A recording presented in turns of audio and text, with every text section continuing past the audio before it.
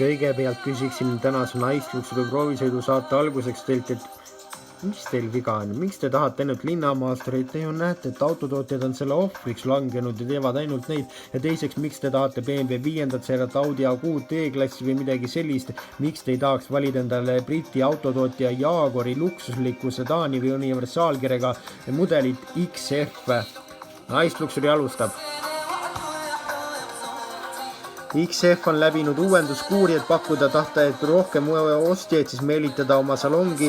Kui rääkida tema kehvadest müüginumbritest, siis tõepoolest siis eelmine aasta müüs ta Euroopas kõigest 2450 eksemplari, Ameerikas vaid 549 autot läks seal kaubaks, mis on väga vähe.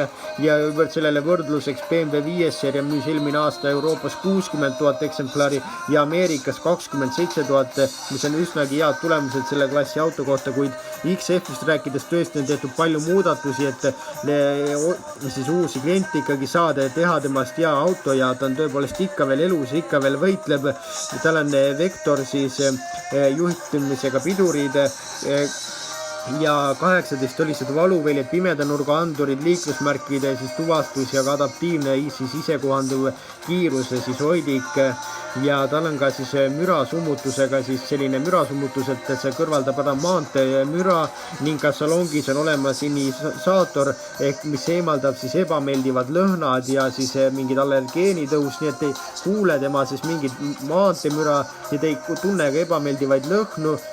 Mis siin elust veel, mis autost veel rohkem tahta?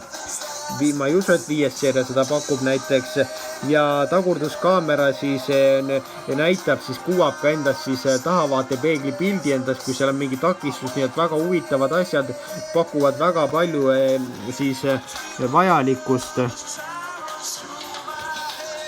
Interiööris on olemas siis uus 11,4-toline siis multimeediasüsteem, Android Auto ja Apple CarPlay ja 10 soonis siis erinevad siis meeleolu valgustused.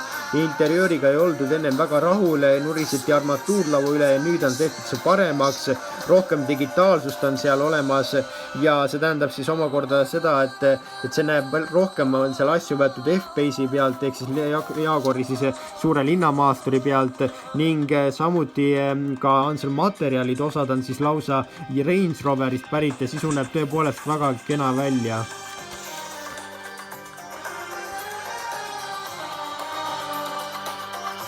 Ja mootori valik on ka lihtsustatud, seal pole enam nii suurt valikut, ehk ka seda tõmmati koomale ja on pakkuda üks diiselmootor ja 2 bensiinimootorit, 2-liitrine diiselmootor, siis 150 kilovatti ja 204 hobujõudu ja 5 liitrit 100-le kulutab siis diiselmootor siis ja siis saadaval ka on see esiviolisena või siis ka nelikviolisena ja bensiinimootoristelt on siis 3-liitriselt, ühel on 184 kilovatti ja 250 hobujõudu, kuid saab ka seda 300 hobujõulisena, mis on eriti vägev, siis uhked Briti hobused mõllavad seal kapoti all ja 7,5 liitrit kulutavad need siis 100-le.